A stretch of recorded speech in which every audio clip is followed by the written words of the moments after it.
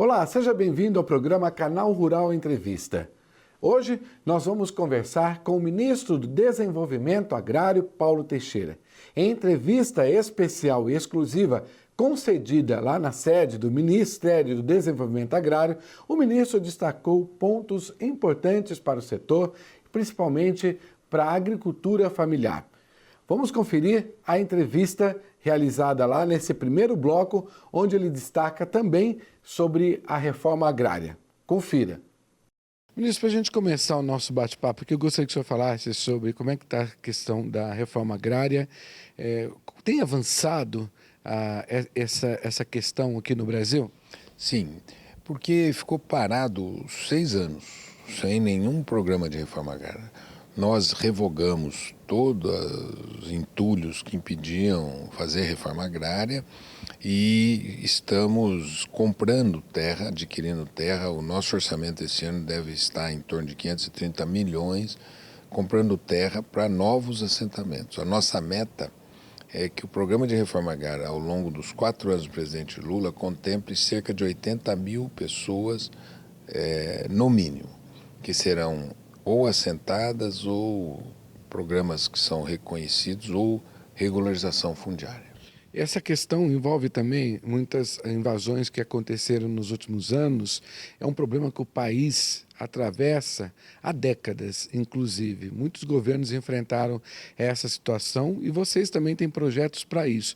Como é que o Ministério tem tido como desafio essa questão das invasões que ainda acontecem em alguns estados, como Paraná, Rio Grande do Sul e alguns lugares do Brasil? Como é que vocês têm enfrentado essa situação?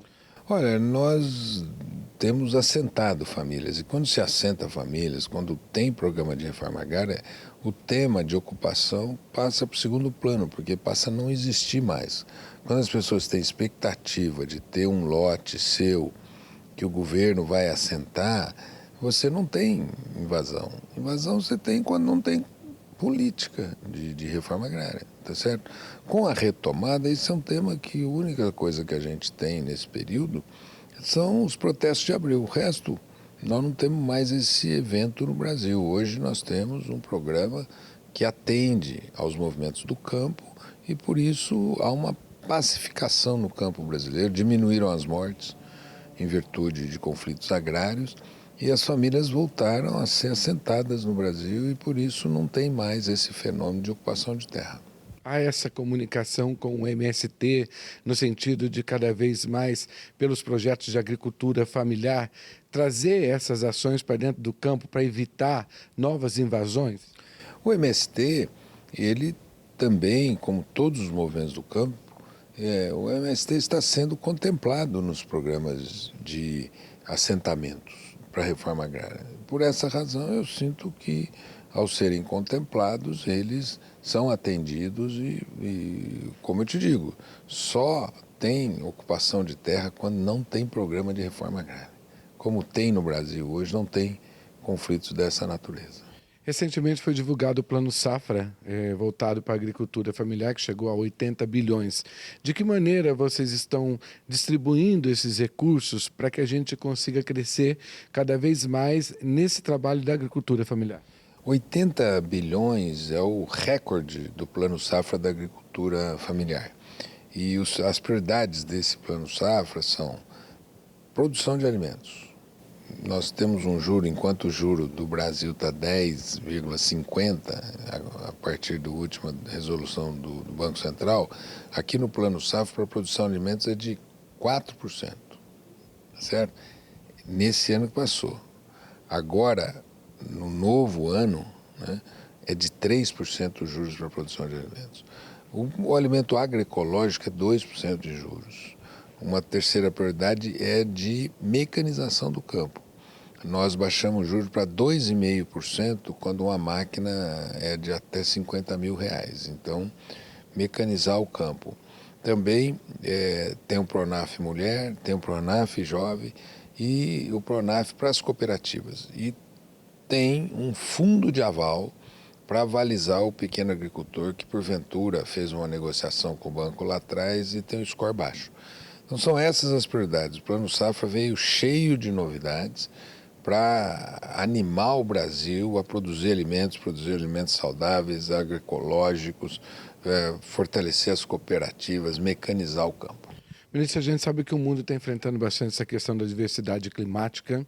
Cada vez mais os países, os governos têm que se preparar para essas questões. Ou seja, o mundo demorou muito para poder entender essa questão do clima. De que maneira vocês estão conscientizando a agricultura familiar e como que o seguro rural pode também ser um ponto-chave para que o produtor e o governo possa estabelecer essa conexão para evitar grandes catástrofes como a gente viu aí no Rio Grande do Sul? Nós estimulamos uma agricultura agroecológica, restaurativa. Você recuperar áreas de proteção ambiental, recuperar áreas através de florestas produtivas, enfim, melhorar a qualidade no campo e da terra para você reter essa água para que infiltre na terra e que não provoque enchentes como aquela acontecida no Rio Grande do Sul. Então, nós temos toda uma proposta e um financiamento voltados para a agricultura familiar, para a agricultura regenerativa, agroecológica, para restaurar florestas nativas por meio da estratégia de florestas produtivas, que, por exemplo, dão resultado econômico, o açaí dá resultado econômico altíssimo, o cacau dá resultado econômico altíssimo, o cupuaçu, as frutas, né, que o Brasil não as tem em quantidade suficiente para o consumo interno. Essa é a estratégia que a gente está fazendo e também fazer com que o agricultor recupere pastagens degradadas, matas ciliares e áreas de proteção ambiental. Isso está tudo lá no Plano Safra para o agricultor que quiser recuperar a sua pastagem degradada. Com a recuperação da pastagem degradada, ele acaba capturando carbono, ganhando atestado de sustentabilidade, alimentando melhor o seu rebanho. Enfim, todos esses programas ambientais, eles estão no nosso Plano Safra. O nosso Plano Safra é um programa chamado de ABC, né, de Agricultura de Baixo Carbono. A gente sabe que toda essa questão envolvendo o Rio Grande do Sul também, a divulgação agora da medida provisória na semana passada, trouxe aí esses recursos extras para os produtores que tiveram problemas. Somente terão direito as cidades que entraram aí com os pedidos. Eu gostaria que o senhor falasse, algumas entidades criticaram os valores que foram colocados dentro da MP, que dizem que não são suficientes para atender diante da tragédia que aconteceu lá.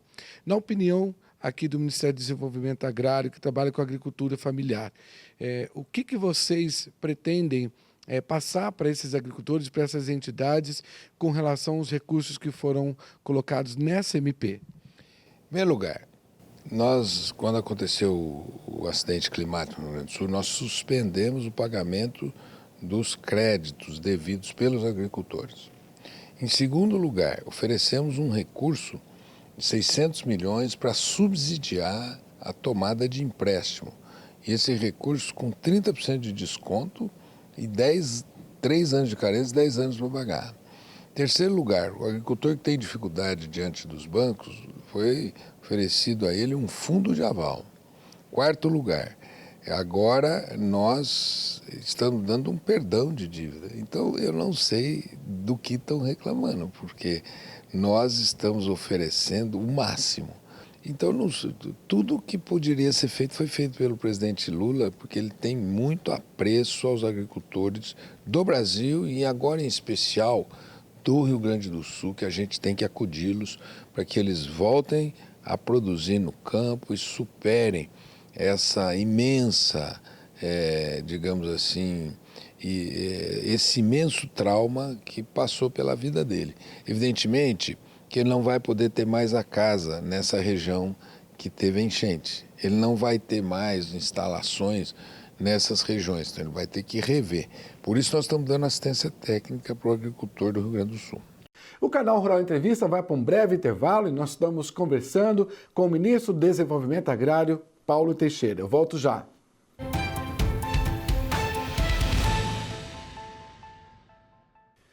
De volta com o canal Rural Entrevista, nós estamos falando com o ministro do Desenvolvimento Agrário, Paulo Teixeira, que destacou pontos importantes para o agronegócio brasileiro.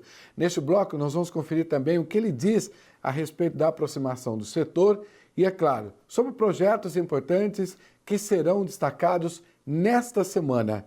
Confira a segunda parte da entrevista.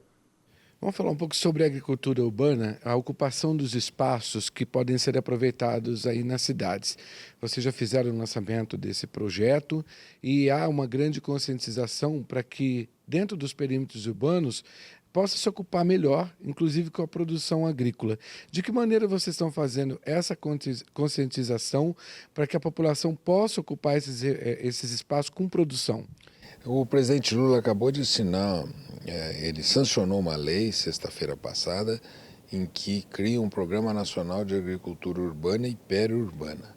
A agricultura urbana, no Brasil, ela é muito importante para oferecer essa comida fresca, principalmente legumes, verduras e frutas.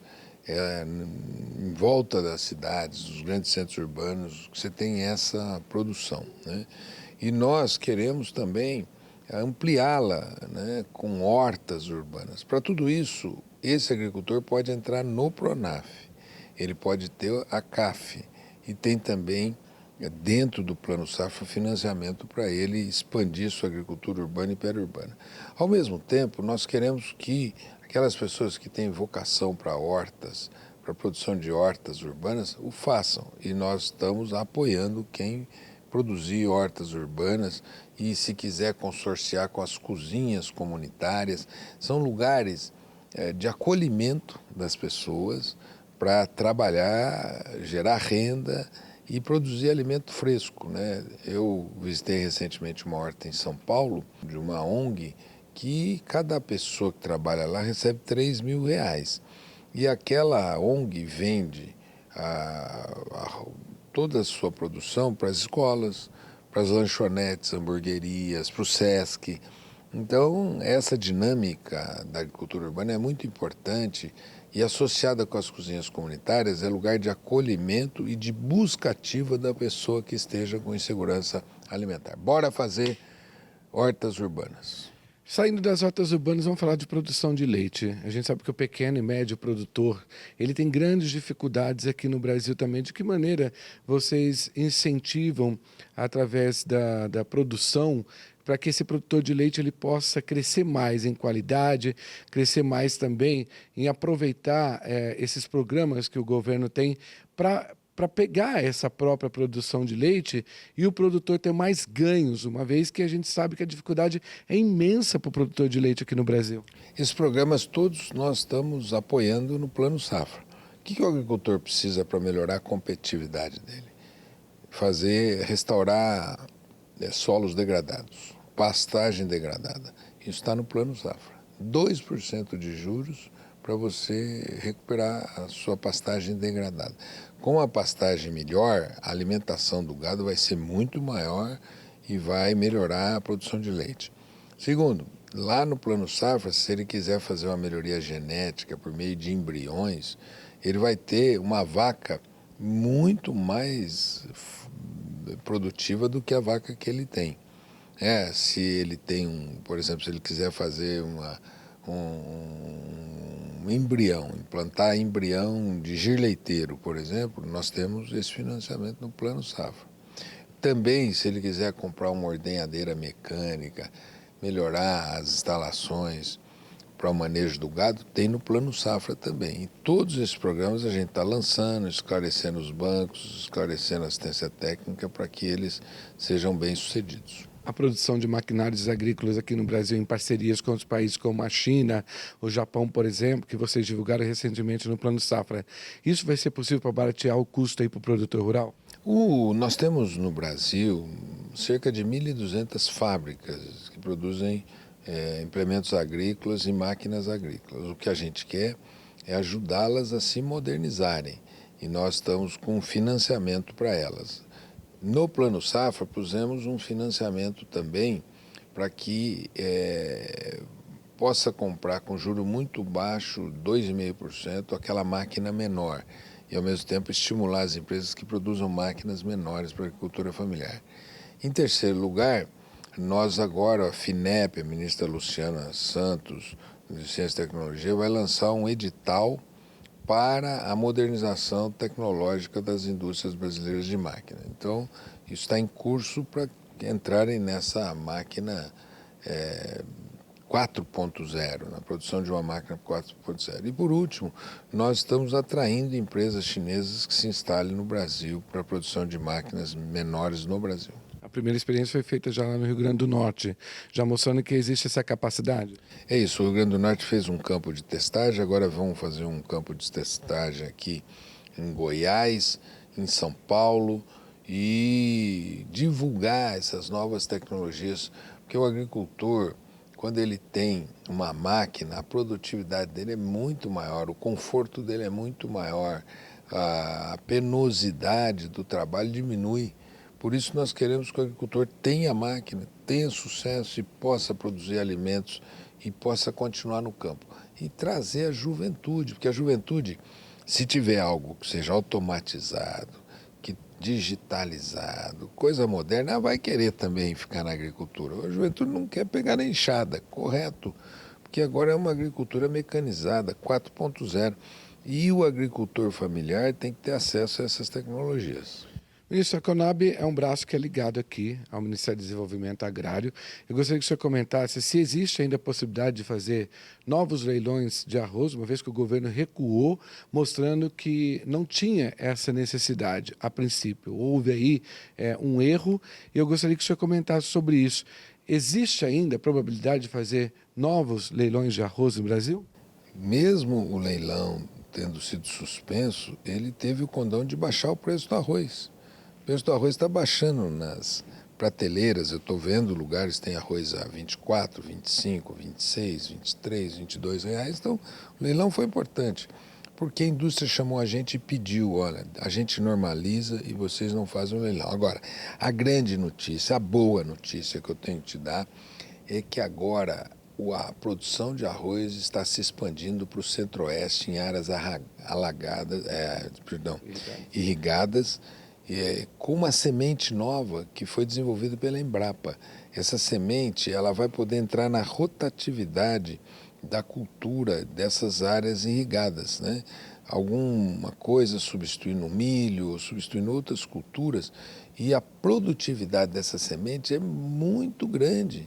Então nós vamos ter uma produção de arroz maior que vai expandir pelo centro-oeste, pelo nordeste, o sul do Maranhão, o sul do Piauí, oeste da Bahia, Tocantins, através dessa semente nova que a Embrapa desenvolveu. Por isso, nós estamos muito esperançosos que o preço do arroz continuará diminuindo no Brasil e o povo brasileiro coma arroz, porque é da cultura do povo brasileiro comer arroz. Quando se trata da expansão aí da produtividade do arroz e outras culturas também, né? O Centro-Oeste tem crescido muito nessa questão.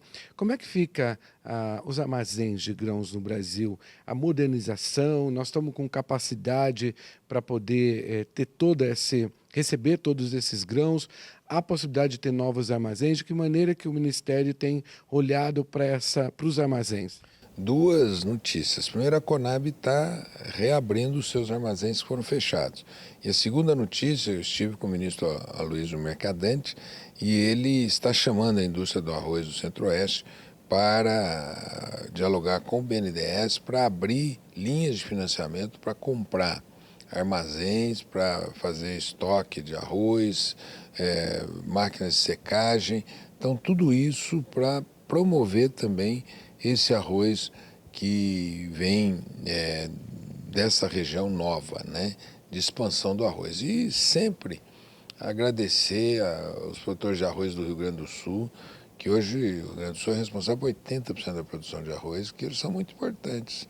Nós temos que fortalecê-los.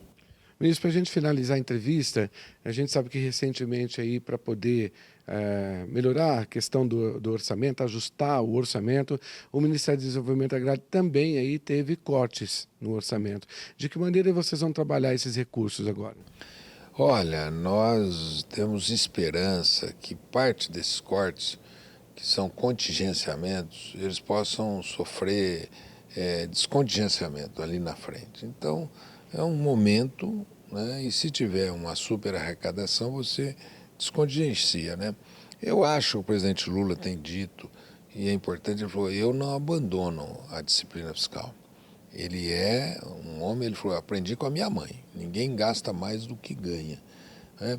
Então, se isso é um tema conjuntural e se isso contribui para, digamos assim, uma vida sadia da nossa economia, nós esperamos que consigamos passar por esse momento e depois esses recursos voltam para continuar a serem investidos na agricultura familiar. Mas, de forma nenhuma, comprometeu o Plano Safra, de forma nenhuma comprometeu o Terra da Gente. Então, os programas estão firmes e nós temos esperança que nós possamos passar por esse momento e esses recursos possam ser descontingenciados ali na frente. Há um esforço do governo cada vez mais para essa aproximação com o agronegócio brasileiro, com os produtores. O presidente Lula é o presidente que mais fez pelo agronegócio no Brasil. Primeiro, em 2008, ele perdoou a dívida de todo o agronegócio. Em 2011, a presidenta Dilma, o presidente Lula e a presidenta Dilma lançaram um programa de mecanização do agronegócio. E todo o agronegócio é mecanizado desse programa que o presidente Lula lançou. E os planos safra são recordes. Então, ele tem todo o apoio do presidente Lula ao agro.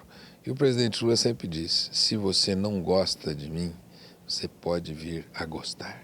E por isso que nós queremos apoiar sempre o agro, que produz alimentos para o Brasil e para o mundo.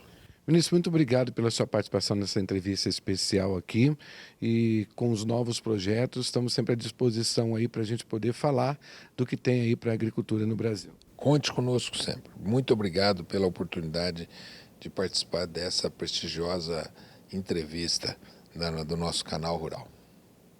E o Canal Rural Entrevista fica por aqui. Muito obrigado aí à entrevista concedida pelo Ministro do Desenvolvimento Agrário, Paulo Teixeira. E se você quer ver essas e outras entrevistas, é só entrar nas plataformas digitais do Canal Rural e também no nosso YouTube. Até a próxima!